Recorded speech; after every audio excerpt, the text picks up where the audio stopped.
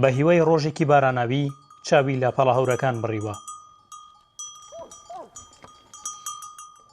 ساڵێکی کەم بارانە و لە وەرگاکان بێ لە وەڕ و گژ و گیان. خاوەناژەڵەکان تا ئێستا و بە هیوای چەند شەپۆلێکی باران بە ئالیک ڕانەمەڕ و بزنەکانیان بەخێو کردووە، بەڵام ئێستا بیر لە فرۆشتن یان گواستنەوەیان دەکەنەوە بۆ ناوچە کوێستانیەکان.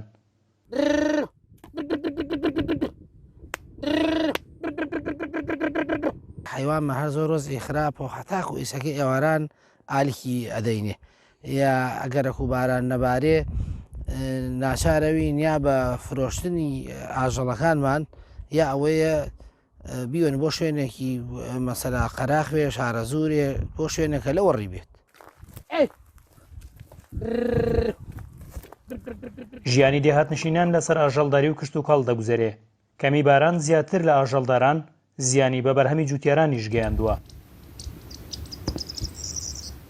وەرزی بەهار چەند ڕۆژێکی ماوە، بەڵام هێشتا گەرم و جۆی دەیان کێڵگا سەریان لە خاک دەرنەچووە. ئەمە سەرباری ساغ نەبوونەوەی بەرهەمەکانیان و دواکەوتنی پارەی گەنمی جوتیاران.